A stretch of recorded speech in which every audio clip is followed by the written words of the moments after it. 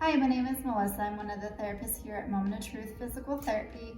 This video is meant to show you a building block exercise getting your core a little bit stronger as we progress through your recovery. So laying down on the floor, bed, whatever is available to you in your space.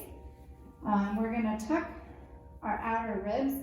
So if I flare them up and I bring them down, I'm using my pelvis. That's not what we want you to do.